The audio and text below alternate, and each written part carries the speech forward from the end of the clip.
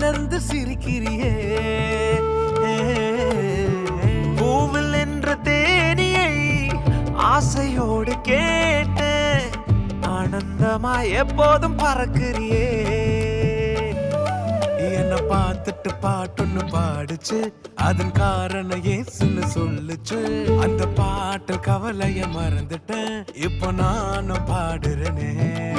புது புதுசா எண்ணங்கள் பிறக்குது, மனசுங்க ரெக்க கட்டி பறக்குது. ஆனந்த தாமரை பூக்குது, வர்ணிக்க முடியலையே.